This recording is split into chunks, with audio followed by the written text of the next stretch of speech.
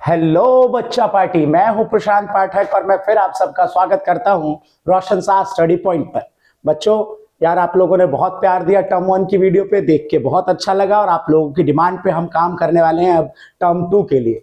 तो टर्म 2 में micro economics में जो आपका सबसे पहला चैप्टर है वो है लागत की अवधारणा, और हम इस चैप्टर को 2 पार्ट्स में लेके आने वाले हैं। तो आज हम आपके लिए काम करने वाले हैं पार्ट फर्स्ट में, ठीक है।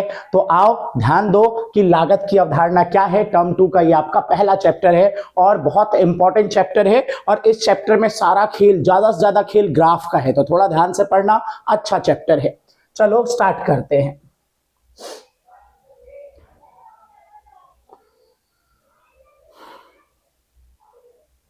आपको सबसे पहले इस चैप्टर में जो समझना है वो चैप्टर के नाम को ही समझना है। चैप्टर का नाम, जैसा कि आप सबको पता है कि चैप्टर है आपका लागत, है ना।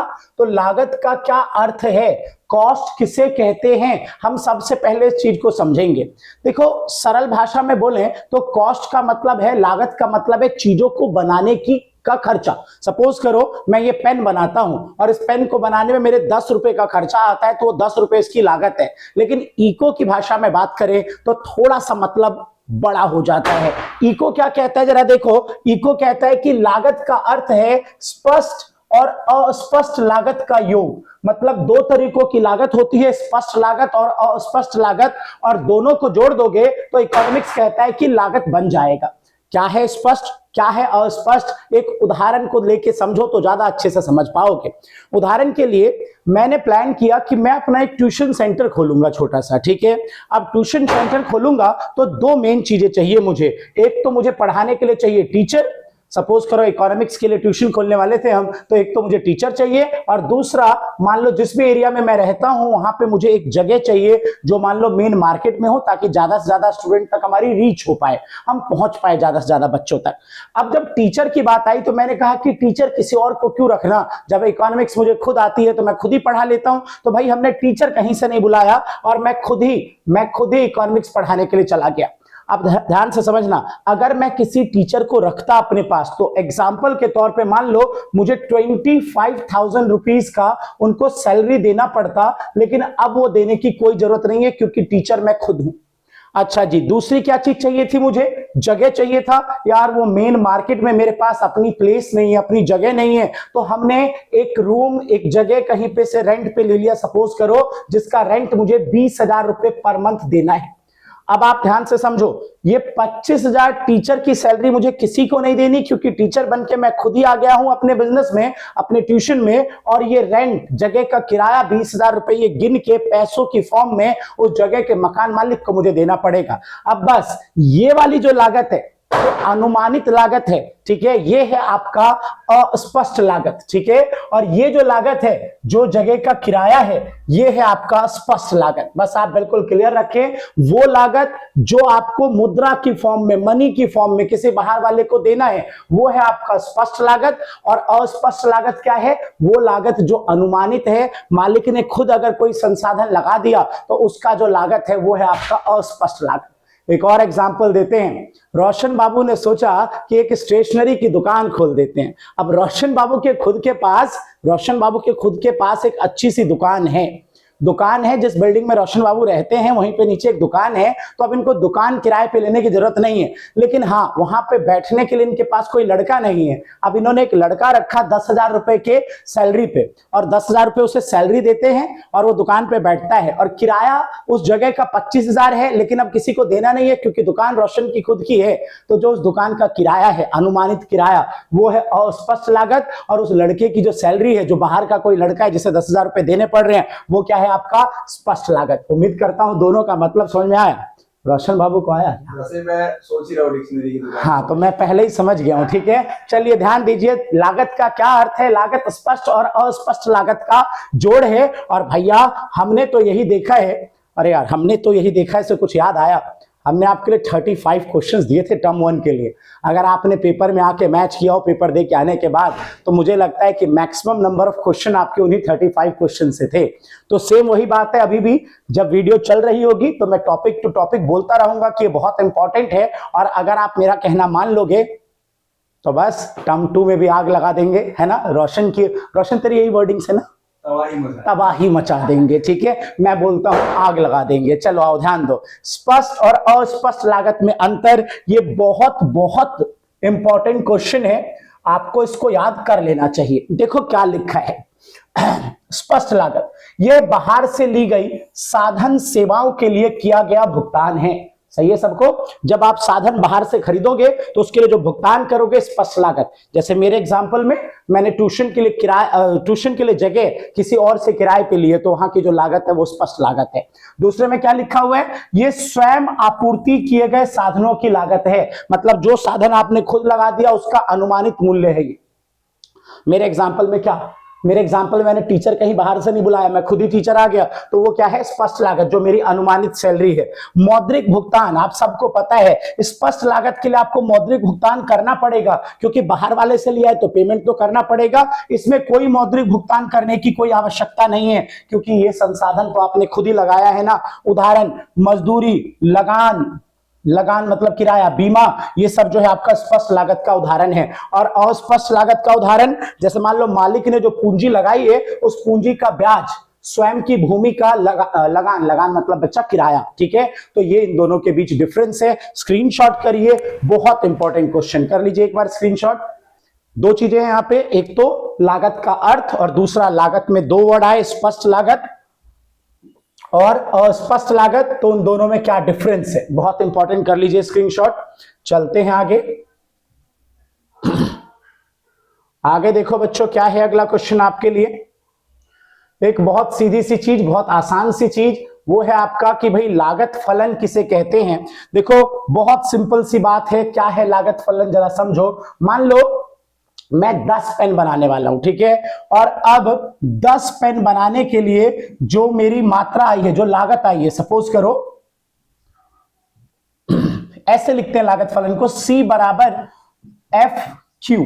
अब मैं क्या कह रहा था आपको कि मैं 10 पेन बनाने वाला हूं और 10 पेन बनाने में जो मेरी लागत आई है वो 50 रुपए आई है। तो अगर मैं इस तरीके से इसे लिख दूं तो इसी को हम लागत फलन कहते हैं। देखो क्या लिखा हुआ है, लागत और उत्पादन के बीच के संबंध को लागत फलन कहते हैं। बस आपको इतनी बात ध्यान रखनी है, जैसे मेरे एग्जांपल में लागत कितनी है 50 और उत्पादन कितना किया मैंने, कितनी मात्रा बनाई है मैंने 10, तो बस इन्हीं दोनों के बीच के संबंध को हम किस चीज का नाम देते हैं, लागत फलन का नाम देते हैं। उम्मीद करता हूं आपको ये बात भी समझ में आ गई है।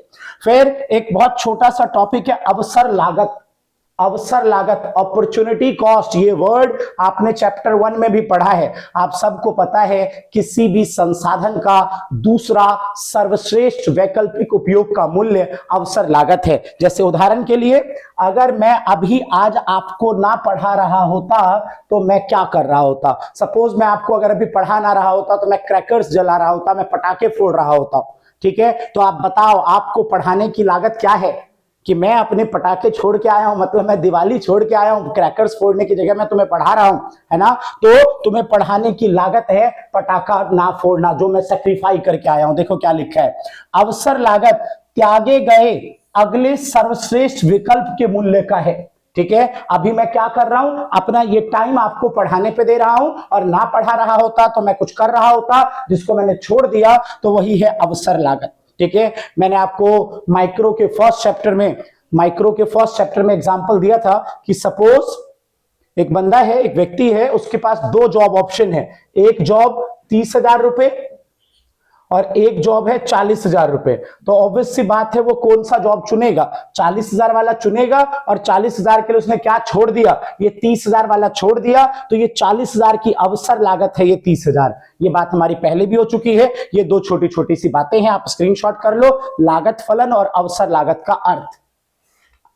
चलिए आगे चलते हैं। देखो क्या है अब, अल्पकालीन लागत क्या होता है बच्चों, अल्पकालीन लागत क्या होता है। अगर आप इस बात को समझना चाहते हो तो पहले आप ये समझो कि अल्पकाल क्या है, शॉर्ट रन क्या है। देखो बच्चा, शॉर्ट रन, अल्पकाल, उत्पादन करने की वह समय अवधि है जिसमें आप सभी संसाधन को बदल नहीं सकते। शॉर्ट रन मतलब इतना छोटा समय अवधि, अल्पकाल मतलब इतना छोटा समय अवधि जिसमें आप कुछ कारकों को बदल पाओगे और कुछ कारकों को नहीं बदल पाओगे। जिन कारकों को आप बदल पाओगे, जिन फैक्टर्स को आप बदल पाओगे, जिन संसाधनों को आप बदल पाओगे, उन्हें हम कहेंगे परिवर्ती कारक, और जिन संसाधनों को आप नहीं बदल पाओगे उन्हें हम कहेंगे स्थिर लागत। मतलब स्थिर कारक। मैं एग्जांपल देता हूं, सपोज करो जब मैंने ट्यूशन पढ़ाना शुरू किया तो मेरे पास ट्यूशन में 3 रूम थे, 3 कमरे थे और हम 5 टीचर थे।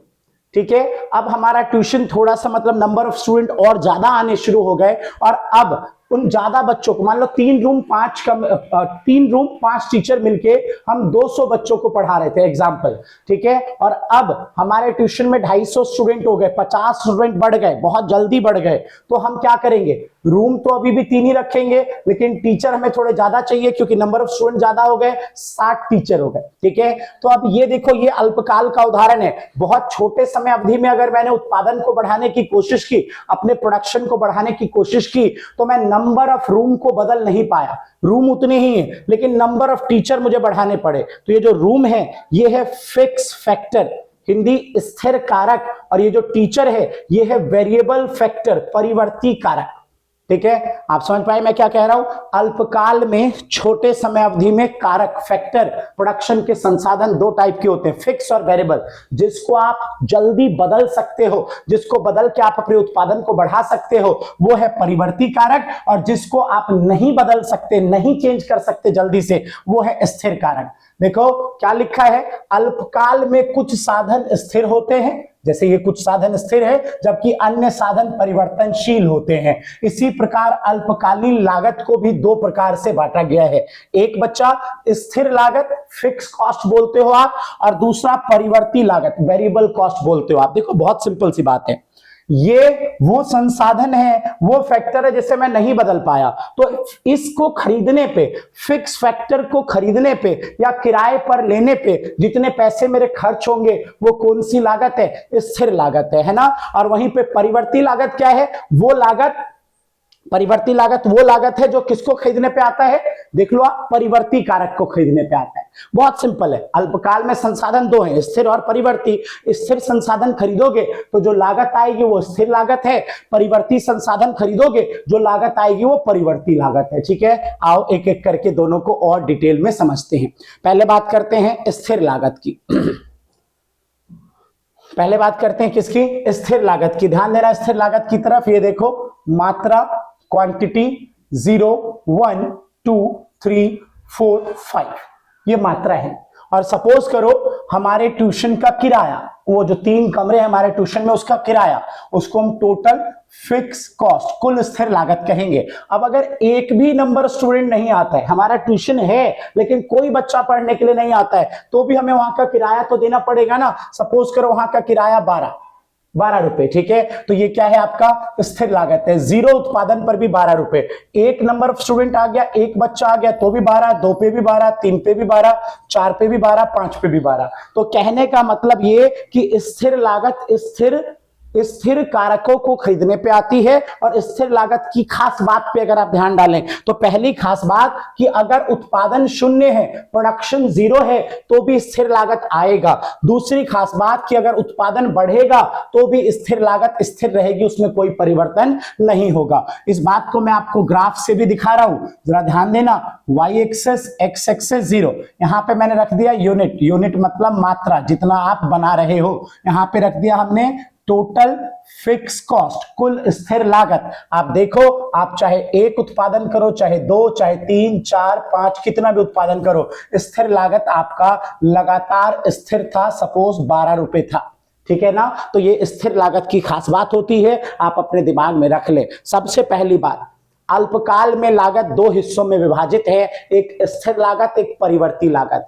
स्थिर लागत क्या है, स्थिर आगतों को, है ना, जो स्थिर संसाधन है उसको खरीदने पे जो लागत आएगी वो स्थिर लागत है। स्थिर लागत की खास बात क्या है, उत्पादन के बदलने पर भी स्थिर लागत बदलता नहीं है। अगली क्या खास बात है, उत्पादन के 0 होने पर भी स्थिर लागत स्थिर होता है। अगली क्या खास बात है कि स्थिर लागत का जो ग्राफ बनता है वो parallel to X axis, X अक्ष के समांतर बनता है, क्योंकि उत्पादन परिवर्तित हो रहा है, 1 2 3 4 5, और ये लगातार स्थिर है, इसमें कोई परिवर्तन नहीं आ रहा है। कर लीजिए इसको स्क्रीनशॉट। अब स्थिर लागत के बाद मैं आपको परिवर्ती लागत समझाने वाला हूं।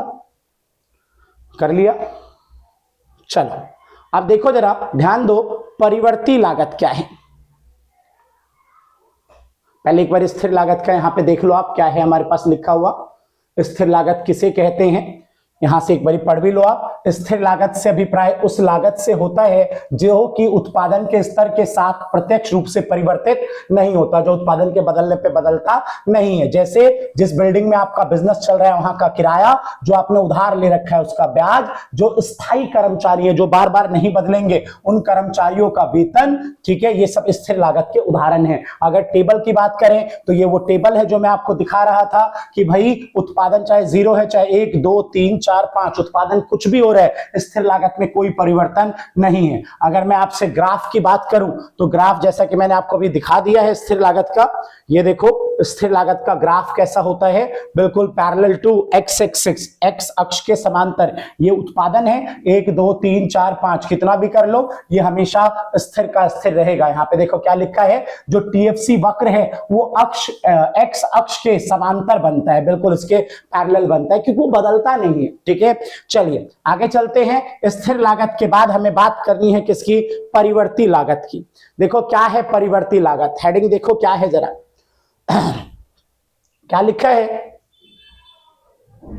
क्या लिखा है, कुल परिवर्ती लागत, टोटल वेरिएबल कॉस्ट। कुछ लोग इसको परिवर्ती लागत भी कहते हैं। पहले तो मैं ये क्लियर कर चुका हूं कि ये लागत किस पे आएगा, जब आप उत्पादन के वो संसाधन खरीदोगे जो अल्पकाल में बदल सकते हैं। जैसे मैंने ट्यूशन वाला एग्जांपल दिया तो वहां पे परिवर्ती संसाधन क्या है, हमारे पास जो नंबर ऑफ टीचर है वो परिवर्ती संसाधन है। कम बच्चे थे तो हमने ट्यूशन सेंटर पे कम टीचर रखे थे, नंबर ऑफ स्टूडेंट बढ़ने स्टार्ट हुए तो हमने ट्यूशन सेंटर पे नंबर ऑफ टीचर भी बढ़ाना स्टार्ट कर दिया अल्पकाल में, छोटे समय में। तो परिवर्ती संसाधनों को खरीदने पे जो लागत आती है वो परिवर्ती लागत है। परिवर्ती लागत की खास बात कि वो उत्पादन के बदलने पर बदलता है, उत्पादन के शून्य होने पर शून्य हो जाता है। आप खुद बताओ, अगर मान लो हमारे ट्यूशन सेंटर में एक भी विद्यार्थी नहीं है, एक भी स्टूडेंट नहीं है, तो जो हम मार्कर यूज करते हैं और जो इंक यूज करते हैं उसकी लागत क्या आएगी, 0 ना।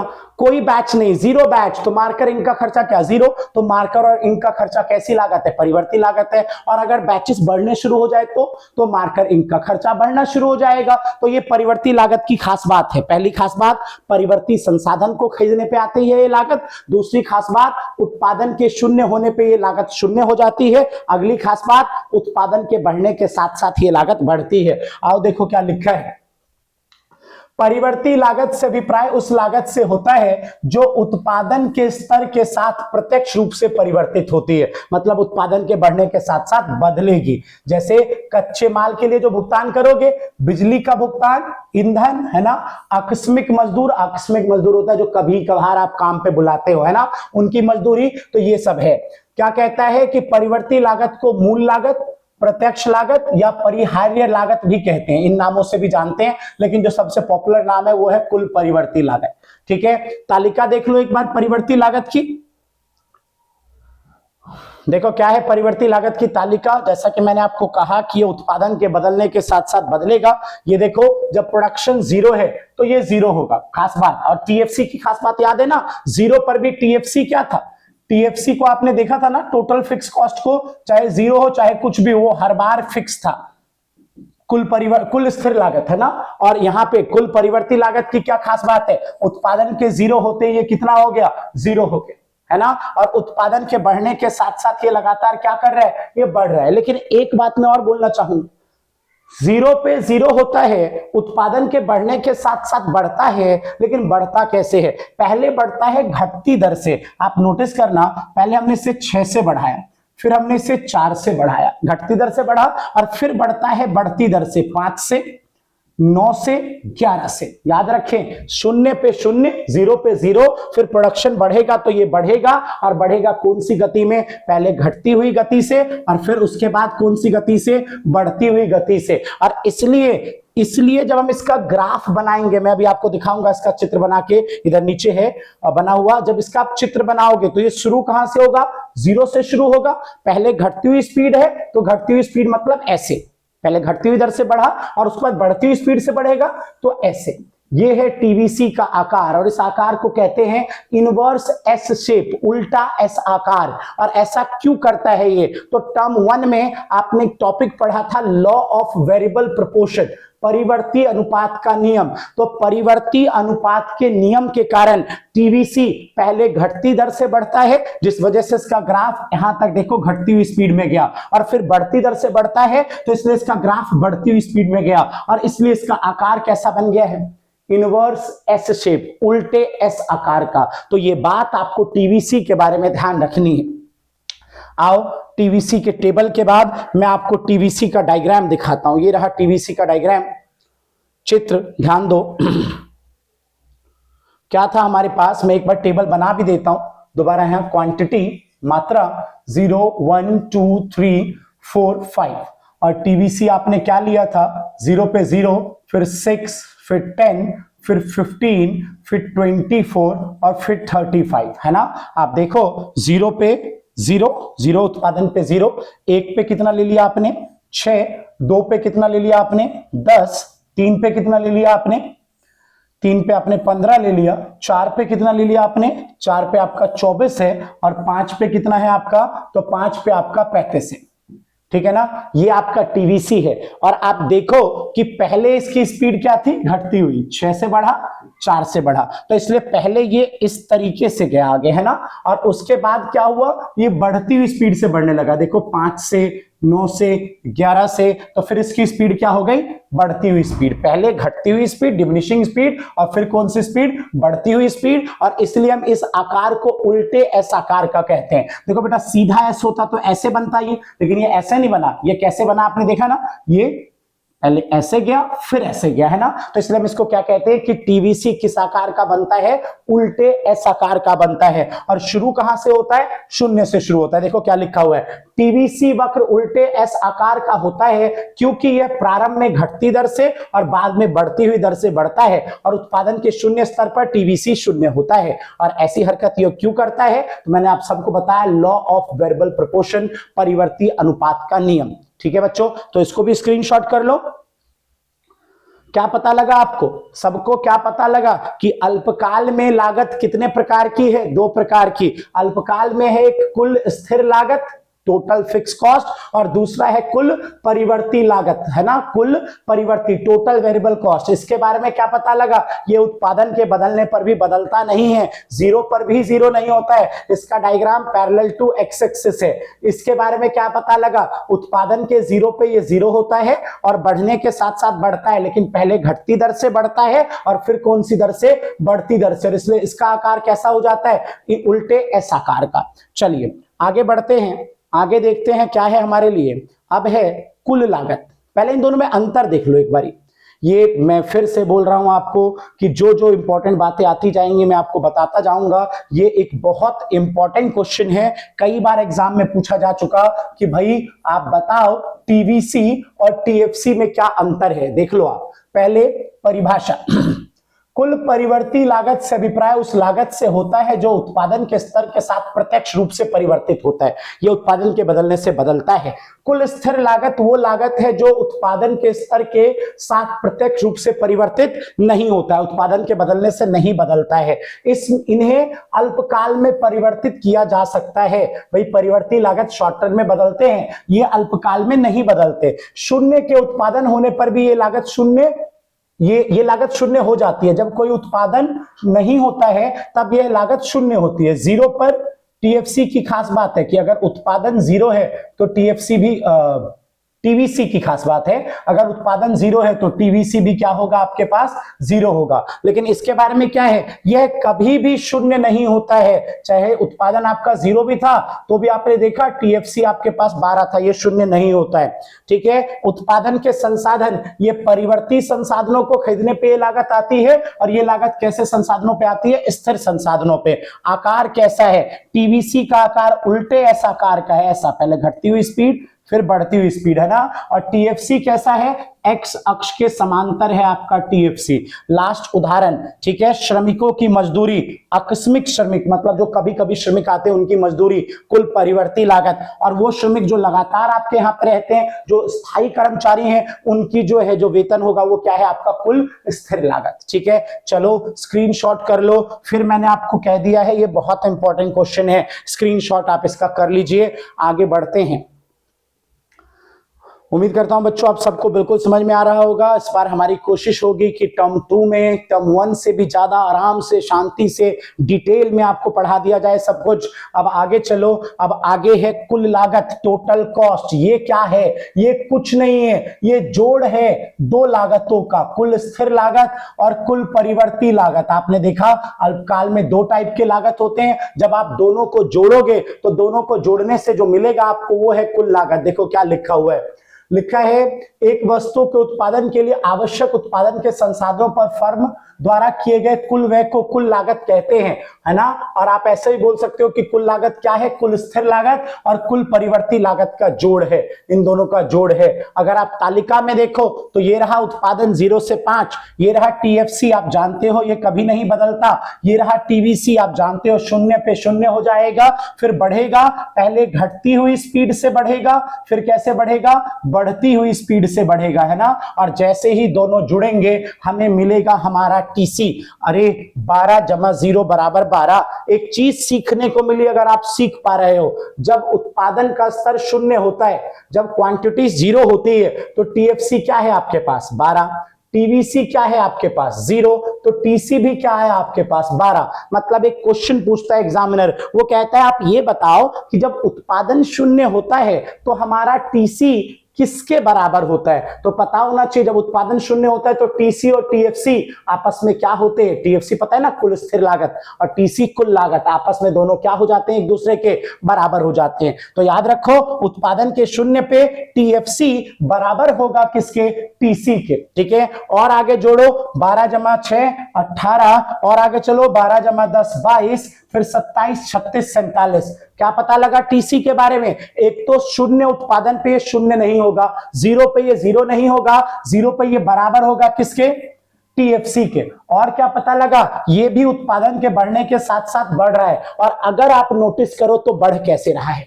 बिल्कुल उस गति में बढ़ रहा है जिसमें टीवीसी बढ़ा था। आप देखो पहले 6 से बढ़ा, फिर 6 के बाद 4 से, फिर 5 से, फिर 9 से, फिर 11 से। मतलब कि टीसी बिल्कुल टीवीसी जैसा बढ़ता है। बस शुरू ये टीवीसी 0 से होता था और ये शुरू कहां से होगा? टीएफसी से, है ना। 0 पे ये 0 हो जाता था, लेकिन ये 0 नहीं होगा। तो अगर आप इसका भी ग्राफ बनाओगे, टीसी का, टोटल कॉस्ट, कुल लागत का भी ग्राफ बनाओगे, तो वो भी उल्टे एस आकार का बनेगा। देखो आप 0 से शुरू नहीं कर सकते क्योंकि हम टीसी का ग्राफ बनाने जा रहे हैं, है ना। ऊपर से शुरू होगा और कैसे? तो पहले कैसे बढ़ा? घटती हुई स्पीड से, और फिर कैसे बढ़ा? बढ़ती हुई स्पीड से। तो टीसी का भी आकार कैसा बन जाता है बच्चों? टीसी का भी आकार बन जाता है कैसा? टीवीसी जैसा, उल्टे एस आकार का। और इसके पीछे भी कारण वही है जो टीवीसी के पीछे था। दोनों के पीछे सेम कारण, परिवर्ती अनुपात का नियम, लॉ ऑफ वेरिएबल प्रोपोर्शन। ये मैं पढ़ा चुका हूं टर्म 1 में। आप इसको स्क्रीनशॉट करो और चलो मैं आपको दिखाता हूं टीसी का ग्राफ। वैसे तो मैंने बना के दिखा दिया है, आओ एक बार और दिखाता हूं आपको टीसी का ग्राफ। ये देखो, ये रहा आपका टीसी का ग्राफ। क्या पता चलता है आपको टीसी के ग्राफ में? ये है टीसी। पहले इसको पहचानो, ये कह रहा है मैं कौन? याद करो मैं कौन? मैं टीएफसी। फिर देखो 0 से स्टार्ट हुआ, मैं कौन? टीवीसी। टीवीसी 0 से शुरू होता है। पहले कौन सी स्पीड? घटती हुई स्पीड। फिर कौन सी स्पीड? बढ़ती हुई स्पीड। इसलिए कैसा बना? उल्टे एस आकार का, सीधा एस नहीं, उल्टा एस आकार, ठीक है। और ऐसे ही फिर टीसी, दोनों का जोड़ 0 पे, याद करिए जब प्रोडक्शन 0 था तो टीएफसी क्या था? 12, टीवीसी क्या था? 0। तो टीसी कहां से शुरू होगा? 12 से। इसलिए टीसी देखो कहां से शुरू हुआ? 0 से नहीं, टीएफसी वाली जगह से। और बढ़ कैसे रहा था? सेम टीवीसी जैसा। पहले कौन सी स्पीड से? घटती हुई स्पीड से। और फिर कौन सी स्पीड से? बढ़ती हुई स्पीड से। इसलिए टीसी का भी आकार कैसा बन गया? उल्टे एस आकार का बन गया। ध्यान देना, टीसी वक्र भी उल्टे एस आकार का होता है क्योंकि टीसी अपना स्वरूप टीवीसी से प्राप्त करता है। सही है क्या? टीसी भी उल्टे एस आकार का होता है क्योंकि वो कहां से आया है? वो टीवीसी में टीएफसी को जोड़ के आया। 0 उत्पादन पर टीसी टीएफसी के बराबर होता है, ठीक है। जब प्रोडक्शन 0 था तो टीसी टीएफसी के बराबर था। और उसके अलावा टीसी और टीएफसी वक्र एक दूसरे के समांतर होते हैं। देख रहे हो, बिल्कुल समांतर है, बिल्कुल पैरेलल है। क्यों पैरेलल है? हर जगह इनके बीच की दूरी क्यों बराबर है? क्योंकि इनके बीच कौन है? इनके बीच है टीएफसी, जो हर जगह स्थिर होगा। तो इसलिए दोनों के बीच की दूरी हर जगह क्या होगी? स्थिर होगी। तो आपको पता चला टीसी का ग्राफ, ये है टीसी का ग्राफ। वो हाँ तो तीनों मिक्स है ना, यहां से शुरू होगा ऊपर से, पहले घटती हुई स्पीड फिर बढ़ती हुई स्पीड, ये है टीसी, ये वाली लाइन है टीसी का ग्राफ। कर लीजिए स्क्रीनशॉट, बहुत इंपॉर्टेंट टॉपिक था ये भी। एग्जाम में एक स्क्रीनशॉट कर लो आप, एग्जाम में एक क्वेश्चन पूछते हैं कि भाई ये बताओ कि टीसी, टीएफसी और टीवीसी में क्या संबंध है। ठीक है, इन सब में क्या संबंध है, ध्यान दो क्या संबंध है इन सब में। हमने पढ़ लिया है क्या है, पहला टीसी, टीएफसी और टीवीसी के बीच संबंध के बिंदुओं की तालिका है ये। पहला, टीएफसी वक्र एक्स अक्ष के समांतर होता है, हमें पहले ही पता है। दूसरा, टीसी और टीवीसी वक्र उल्टे एस आकार का होता है, हमें पता है। उसके बाद शून्य उत्पादन पर टीसी टीएफसी के बराबर होता है, हमें पता है। टीएफसी और टीसी वक्र के बीच का जो अंतर है, टीएफसी और टीसी वक्र के बीच का अंतर जो वो टीवीसी के बराबर है, हमें पता है। और उसके बाद टीसी और टीवीसी के बीच का जो अंतर है, टीसी और टीवीसी के बीच का जो अंतर है वो आपको पता है कौन है, टीएफसी है, इसलिए हमेशा समांतर होते हैं दोनों। तो ये 5 बातें आपको ध्यान रखनी है। टीएफसी एक्स अक्ष के समांतर होता है, टीसी टीवीसी दोनों उल्टे आकार के होते हैं, परिवर्ती अनुपात नियम के कारण टीसी और टीएफसी के बीच का अंतर टीवीसी होता है, ऑब्वियसली बात है। और उसके बाद जो है टीएफसी और टीसी जो है, टीएफसी और टीसी जो है उनके बीच का अंतर जो है टीवीसी है, और टीसी और टीवीसी के बीच का अंतर कौन है, टीएफसी। बोलो ठीक है, सारी बातें आपको यहीं से तो मिली है। ये देखो ना, टीएफसी पैरेलल है, उत्पादन के 0 पे टीवीसी 0, और फिर उल्टे एस आकार का टीवीसी, टीसी यहां से शुरू होगा, ये भी उल्टे एस आकार का, 0 पे 0 नहीं होता, टीएफसी के बराबर होता है। तो वो सारी बातें यहां पे लिखी है, स्क्रीनशॉट करिए। ये बहुत इंपॉर्टेंट टॉपिक था कि भाई बता दो कि टीसी, टीएफसी और टीवीसी में क्या संबंध है। तो ये संबंध है इस ग्राफ के साथ आपको बताना है, कर लीजिए स्क्रीनशॉट। चलिए आगे बढ़ते हैं। आगे है बच्चों औसत लागत, एवरेज कॉस्ट। और एवरेज कॉस्ट, औसत लागत 3 तरीकों का है, आपके सामने है। देखो औसत लागत 3 तरीकों का है, तीनों के नाम आपके सामने हैं। पहला है औसत स्थिर लागत, एवरेज फिक्स कॉस्ट। दूसरा है औसत परिवर्ती लागत, एवरेज वेरिएबल कॉस्ट। और तीसरा है औसत लागत, एवरेज कॉस्ट। कुछ लोग इसको औसत कुल लागत भी बोलते हैं। यार बच्चा बहुत आसान, जब वर्ड आता है औसत, तो औसत इंग्लिश में आप एवरेज बोलते हो, इसका मतलब क्या है, इसका बहुत सीधा मतलब है प्रति इकाई। जिस भी चीज का आपको औसत निकालना है, उस चीज को आप डिवाइड कर दो उसकी इकाइयों से, उसके यूनिट से डिवाइड कर दो। जैसे अगर मुझे कोई कहता है कि एएफसी निकालो, तो मैं उसे क्या बोलूंगा कि तो एक काम कर, टीएफसी को, कुल स्थिर लागत को उसकी मात्रा से भाग कर दे। ठीक है, अगर मुझे कोई कहता है एवीसी निकालो, तो मैं उससे बोलूंगा एक काम कर, कुल परिवर्ती लागत को उसकी मात्रा से भाग कर दे। अगर मुझे कोई कहता है एसी निकालो, तो मैं बोलूंगा कुल लागत को उसकी मात्रा से भाग कर दे। या फिर एक और चीज तू कर सकता है, औसत स्थिर लागत और औसत परिवर्ती लागत को जोड़ ले। तो जब बात औसत लागत की आती है, तो इसका मतलब है प्रति इकाई लागत। अब आप देखो वो आपसे क्या पूछ रहा है, अगर औसत स्थिर लागत पूछ रहा है तो प्रति इकाई स्थिर लागत। एक बार पढ़ो, देखो क्या लिखा हुआ है। औसत स्थिर लागत से अभिप्राय उत्पादन की प्रति इकाई स्थिर लागत से होता है। इसे टीएफसी को कुल उत्पादन से भाग करके निकाला जाता है। ये देखो ये लिखा हुआ है, जैसे आप टीएफसी को भाग करोगे मात्रा से, आपको आपका औसत स्थिर लागत मतलब कि एएफसी का पता आपको चल जाएगा। स्क्रीनशॉट कर लीजिए, मैं आपको टेबल और डायग्राम दिखाने जा रहा हूं। जरा देखो बच्चों, इसका टेबल ये रहा आपके पास, देख लो एक बार टेबल। ये देखो उत्पादन, ये है आपका टीएफसी, और अब आपको क्या चाहिए, एएफसी चाहिए। तो टीएफसी को भाग कर दो किससे, मात्रा से, तो मिल जाएगा आपको एएफसी। 12 डिवाइड बाय 0 बेटा अपरिभाषित, 12 डिवाइड बाय 0 अपरिभाषित। ठीक है, कुछ बच्चे 0 समझ बैठते, नहीं बेटा 0 तब होता है जब ऊपर 0 हो। 0 डिवाइड बाय 12 होता तो 0 हो जाता, और 12 डिवाइड बाय 0 है बेटा तो अपरिभाषित, नॉट डिफाइंड। ठीक है, आगे बढ़ो। 12 डिवाइड बाय 1 12 आ गया, फिर 12 डिवाइड बाय 2 6 आ गया, 12 डिवाइड बाय 3 4, फिर 12 डिवाइड बाय 4 3, 12 डिवाइड बाय 5 2.40। तो ये आपका एएफसी है। अब अगर आप नोटिस करो तो मुझे ये दिख रहा है कि एएफसी लगातार घट रहा है। टीएफसी स्थिर था, और अब स्थिर चीज को जब आप उत्पादन से भाग करोगे तो एएफसी आएगा, तो एएफसी लगातार घट रहा है, एक बात। दूसरी बात अगर आप नोटिस करो तो एएफसी के घटने की स्पीड देखो, पहले 6 से घटा, फिर 2 से, फिर 1 से, फिर 0.6 से, लगातार घट रहा है। और घट कितना रहा है? पिछली बार से हर बार कम, ठीक है। और एक चीज और नोटिस करो, चाहे कुछ भी हो जाए, चाहे आप कितना भी उत्पादन कर लो, एएफसी भी टीएफसी की तरह जीरो नहीं होगा, ठीक है, ध्यान देना। सपोज करो मैं उत्पादन करते करते 1000 इकाई पे पहुंच गया, ये अभी भी 12 है, तो अब जरा करना 12 डिवाइड बाय 1000, ठीक है, तो क्या हो जाएगा? ये 0.012 है ना, 0.012, लेकिन पूरा जीरो अभी भी नहीं हुआ। तो आप उत्पादन को कितना भी बढ़ा लीजिए, आपका एएफसी कभी भी जीरो नहीं होगा। आप टेबल के स्क्रीनशॉट कर लो। अब चलो मैं आपको आपका डायग्राम दिखाता हूं। ये है एएफसी का डायग्राम, आप ध्यान दो, देखो क्या था जब आपका जीरो उत्पादन था तो नॉट डिफाइंड। 1 पे क्या था आपके पास? 1 पे आपका एएफसी क्या था? 12, ऐसे ही था ना, 1 पे 12, 2 पे घट के क्या हो गया था?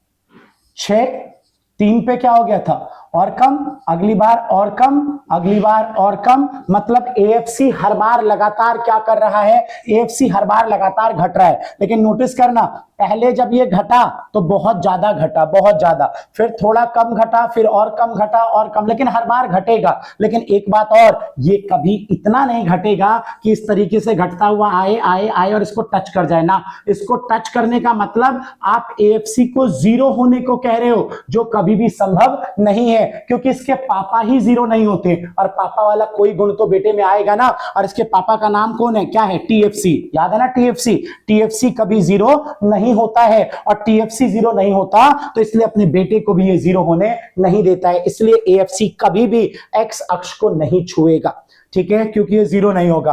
आओ देखो क्या लिखा है, एएफसी वक्र नीचे की ओर गिरता है क्योंकि उत्पादन में बढ़ने के साथ साथ एएफसी गिरता है। सही बात है जी, लगातार घट रहा है क्योंकि उत्पादन के बढ़ने के साथ ये घटेगा, ठीक है। एएफसी वक्र का जो आकार है वो आयताकार परिविलय है। आयताकार परिविलय इंग्लिश में रेक्टेंगुलर हाइपरबोला बोलते हैं, मतलब एक ऐसा वक्र है ये जो लगातार घटता ही जाएगा, लेकिन कभी भी एक्स अक्ष को छूने का काम नहीं करेगा, ठीक है।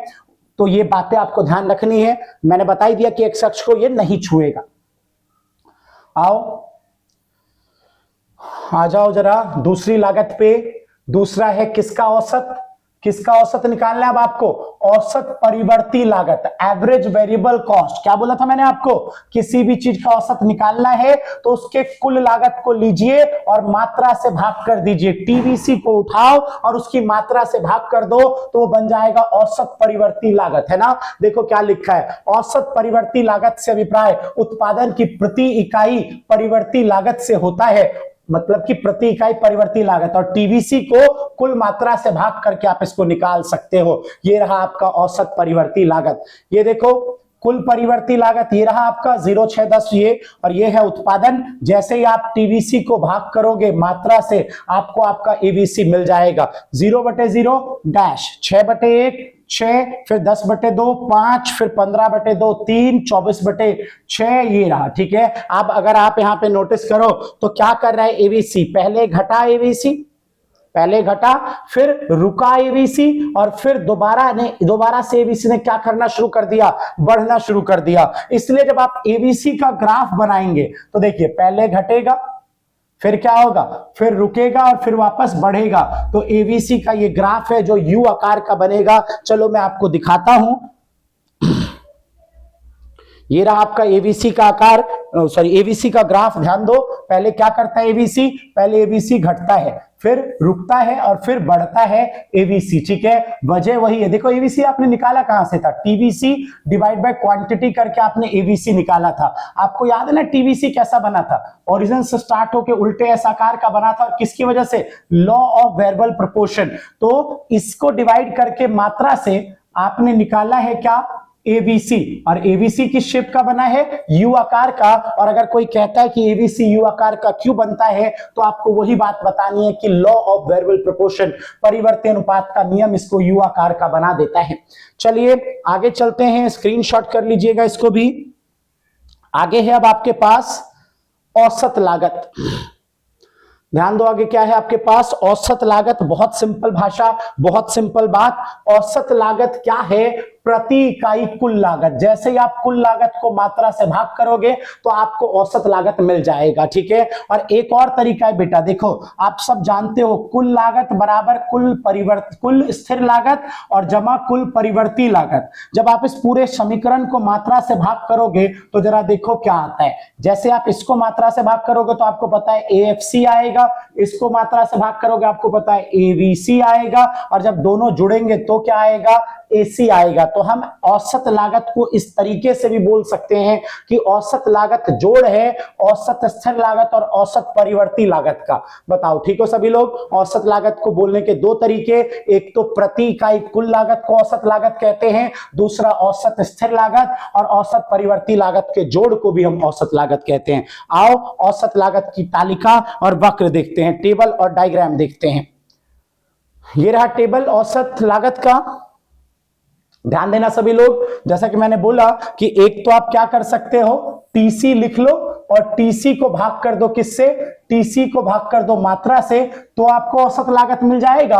और दूसरा औसत स्थिर लागत और औसत परिवर्ती लागत को जोड़ लो तो भी औसत लागत मिल जाएगा। तो पहली बार डैश जमा डैश बराबर डैश, मतलब कोई वैल्यू नहीं। 12 जमा 6 बराबर 18, 6 जमा 5 बराबर 11, 4 जमा 5 बराबर 9, 3 जमा 6 बराबर 9, 2.40 जमा 7 बराबर 9.40। आप नोटिस करो ये भी पहले घटा फिर रुका और फिर इसने भी बढ़ने की कोशिश की है।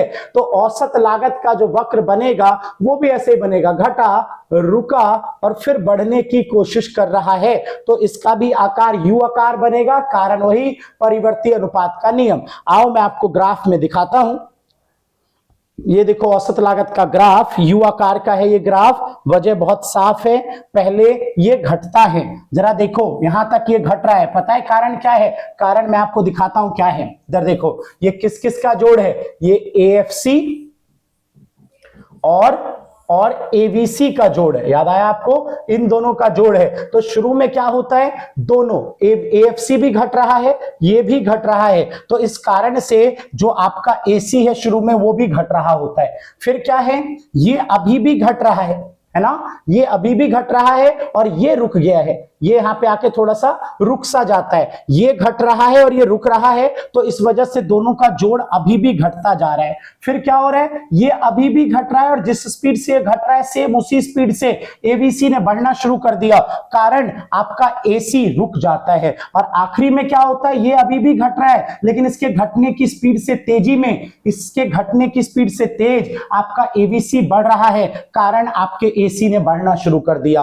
टोटल 4 चरणों में एसी बनता है। अभी मैं आपको दिखाऊंगा। चरण पहले में क्या हो रहा है, एएफसी भी घट रहा है, एवीसी भी घट रहा है, कारण एसी भी घट रहा है। दूसरे में क्या हो रहा है, ये अभी भी घट रहा है लेकिन ये रुक गया है, तो कारण ये अभी घटता ही जा रहा है। फिर क्या हो रहा है, ये अभी भी घट रहा है और ये उसी स्पीड से बढ़ रहा है जिस स्पीड से वो घट रहा है, तो कारण ये स्थिर हो गया। और आखिरी में ये अभी भी घट रहा है। आपको पता ही है एएफसी लगातार क्या करता है, एएफसी लगातार घटता है, तो ये अभी भी घट रहा है, इसने बढ़ना शुरू कर दिया, कारण इन दोनों का जोड़। और ये बढ़ किस गति से रहा है, इसके घटने से तेज, कारण आपका एसी बढ़ना शुरू कर देता है। आकार उसका भी यू आकार है, कारण वही है लॉ ऑफ वेरिएबल प्रोपोर्शन। उम्मीद करता हूं ठीक है यहां तक सबको। चलिए स्क्रीनशॉट करिए इसका। ये जो बात मैं आपको कह रहा था वो लिखा हुआ दिखाता हूं आपको। पहले आप सीमांत लागत देख लो एक बार। सीमांत लागत क्या है, मार्जिनल कॉस्ट किसे कहते हैं, बहुत सरल भाषा, बहुत सिंपल। मार्जिनल, सीमांत का मतलब होता है परिवर्तन। अब एक बात समझना आप, है क्या आपके पास, एक है टीसी, एक है टीवीसी और एक है टीएफसी। इन दोनों को जोड़ के बना था टीसी। बेटा इसमें तो कोई परिवर्तन ही नहीं होता, ये तो हमेशा स्थिर रहता है, फिक्स रहता है। इसमें परिवर्तन होता है, कैसे, पहले घटती हुई स्पीड से फिर बढ़ती हुई स्पीड से, याद आया। फिर इसमें भी परिवर्तन होता है, कैसे, ऊपर से शुरू होगा, पहले घटती स्पीड फिर बढ़ती हुई स्पीड, ठीक है। अब सीमांत लागत क्या है, सीमांत लागत कहता है मैं परिवर्तन हूं, किसका, कुल लागत का। अब कुल में ये 3 है तो इसमें तो कोई परिवर्तन हो नहीं रहा, तो इसके परिवर्तन को तो सीमांत लागत हम नहीं बोलेंगे क्योंकि इसमें परिवर्तन ही नहीं हो रहा। परिवर्तन किसमें हो रहा है? परिवर्तन हो रहा है कुल लागत और कुल परिवर्ती लागत में। और अगर आपको याद है तो दोनों में सेम गति से परिवर्तन हो रहा था, तो इन्हीं दोनों के परिवर्तन को आप नाम देते हो किस चीज का? सीमांत लागत का। मुझसे कोई कहता है कि क्या है सीमांत लागत, तो मैं कहता हूं कुल स्थिर लागत, कुल परिवर्ती लागत और कुल लागत के परिवर्तन को सीमांत लागत कहते हैं। जब आप एक अतिरिक्त इकाई बनाएंगे, जब आप एक एक्स्ट्रा यूनिट का प्रोडक्शन करेंगे, तो आपकी कुल लागत या कुल परिवर्ती लागत में जो परिवर्तन आएगा, उसी परिवर्तन को हम क्या नाम देंगे? सीमांत लागत। देखो क्या लिखा हुआ है, सीमांत लागत से अभिप्राय उत्पादन की एक अतिरिक्त इकाई को उत्पादित करने के लिए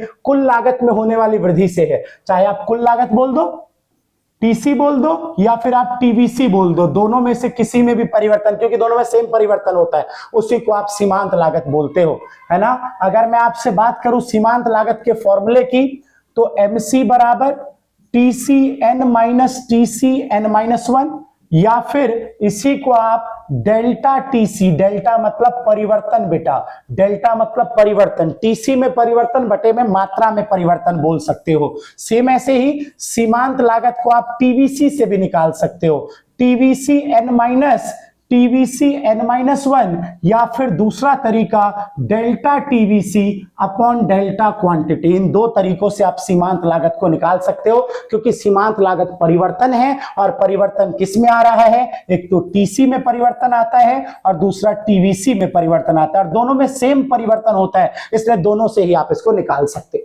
ठीक है, आओ एक टेबल देखते हैं सीमांत लागत की, स्क्रीनशॉट कर लो, फॉर्मूला और डेफिनेशन है यहां पे आपके पास। सीमांत लागत की तालिका देखो आप, ठीक है, कैसा है सीमांत लागत, ये देखो।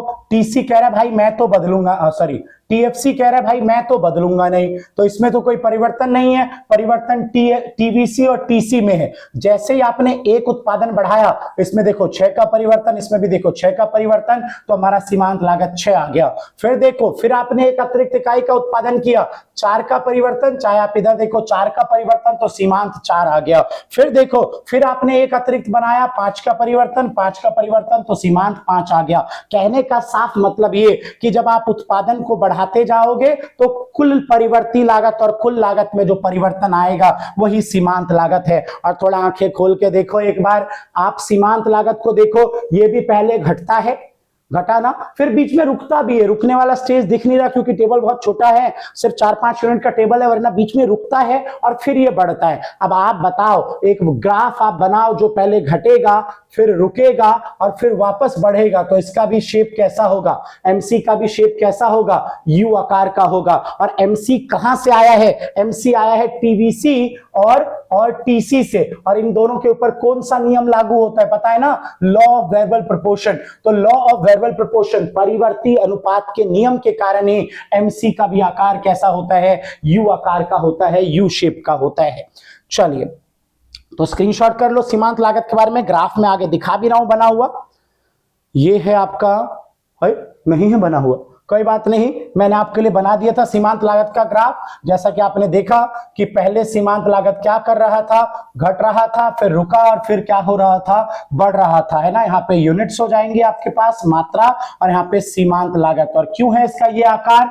लॉ ऑफ वेरिएबल प्रोपोर्शन की वजह से। ठीक है, तो ये आपका एक पार्ट हो गया, एक टुकड़ा हो गया। उम्मीद करता हूं आप सबको ये वाला पार्ट पूरा समझ में आया है। अब हम काम करेंगे अगले वीडियो में लागत के पार्ट 2 पे, और लागत एक बहुत अच्छा चैप्टर है, ठीक है। तो ध्यान से इस वीडियो को देख लेना, लगे हाथों जो भी बुक है आपके पास उठा के उसे पढ़ लेना, तो चैप्टर आपका अच्छे से तैयार हो जाएगा, ठीक है। पढ़ते रहिए, बढ़ते रहिए। जय श्री राम, और ज्यादा से ज्यादा लोगों को, ज्यादा से ज्यादा दोस्तों को शेयर करिए। All the best, bye.